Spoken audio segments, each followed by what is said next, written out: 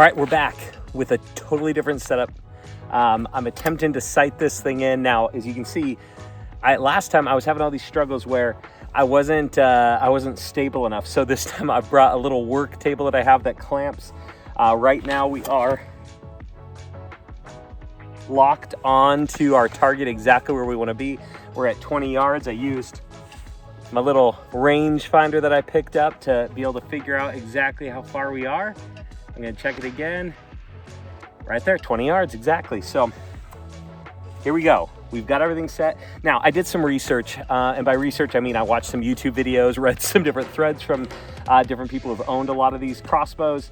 And one of the things that they've said about these Killer Instinct crossbows is that when you're making the adjustments on these wheels, you have to realize that at 20 yards, 1 inch of movement downrange at 20 yards is 16 clicks. Now, I was giving it like 5 or 6 clicks, trying to expect like a lot of movement. And so realizing that I wasn't giving it quite enough is helpful.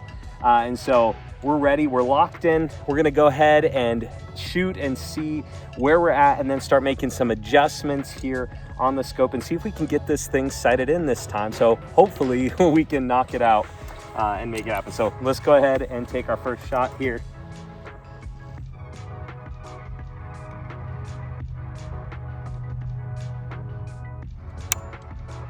All right.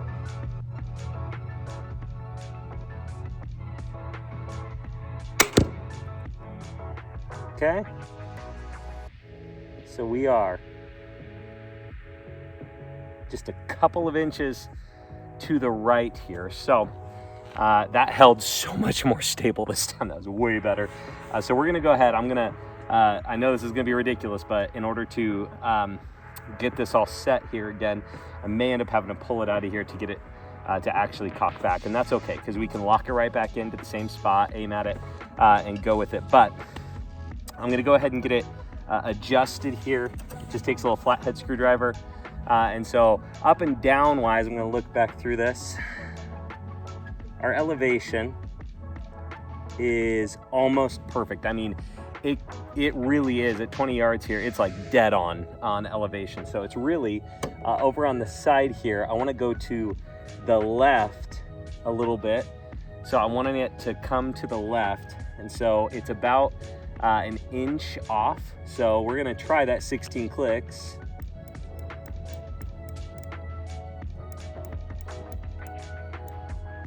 There's 16 clicks. All right, we're gonna see what that does. It'd be fantastic if it was this simple. We got it to work. I feel like this time I feel way more confident just because of some more of the research that I had done on here, but let's go ahead and make sure that we're on with this. It's a little bit awkward and low here to hold, but all right. So we'll go ahead and safety's off and let's give it another shot and see if that 16 clicks made the adjustment they're supposed to.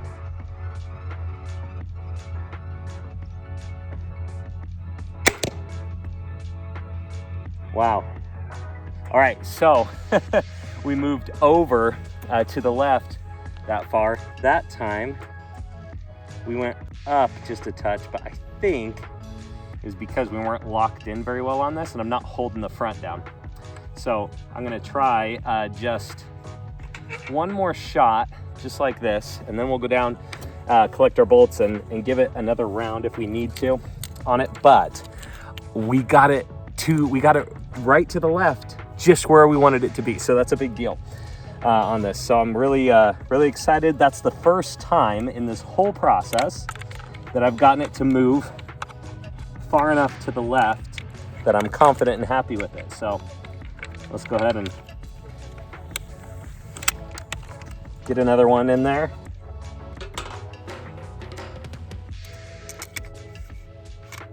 Okay.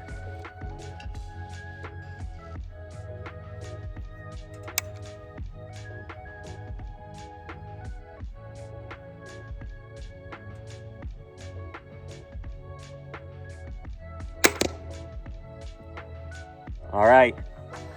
Okay, I'm gonna go downrange and check and see what we're looking at here and see if it's any better. All right, I'm not 100% sure if this camera was working. It was working for a time and then it stopped. I don't know what happened.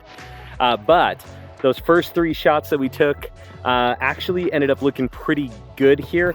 A lot closer than they were. That stability is really helping. So our first shot was right here. And this one was looking really a lot better. As you can see, it's only, I mean, we're talking like an inch out. And so made those 16 click adjustments. It moved it over to the left that far. That was just about perfect. Could go a little bit further to the left, but our next shot, without making any more adjustments, came in right here. So we're coming in just a little bit high, the way that we're shooting right now, but I think we're so much closer on this. That stability really helps a ton. All right, we're set back up, ready for our second attempt here. Those shots were close, so much closer. I did make a slight adjustment. I made about a 1/2 inch adjustment on our up and down to bring that down because all those shots were sitting about a 1/2 inch high. So we're gonna see where we're at now. Hopefully we'll hit right into that bullseye. I'm excited. We're getting so much closer. I feel way more confident on this one.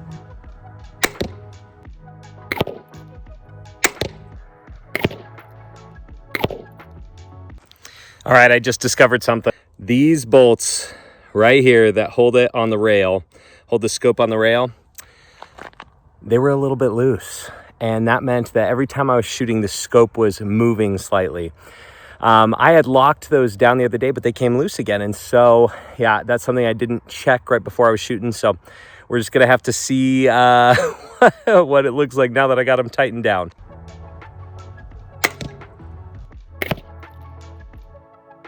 All right, our height is correct. We're still too far to the right. So I'm gonna go take a look and see how far and then come back and make the adjustments that I need. All right, so we were 2 inches too far to the right. So we're gonna make those adjustments. Move it a little bit further left. Okay, right in there, we should be fairly good. Let's go ahead and lock this down a little bit more so it gives me a little more stability. Okay, here we go.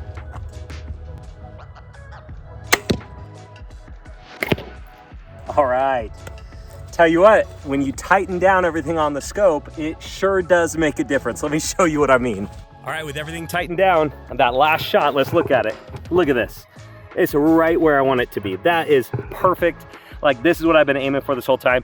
I'm gonna take a couple more shots here and make sure that we're locked in, but I think we've got our scope finally sighted in. Yeah, I'm really excited. I feel a lot better having the scope locked in the way that it is. Man, you learn to start checking all sorts of things and that's just part of the experience of this, I guess. So glad I figured that out and looking forward to practicing with a locked in, sighted in scope.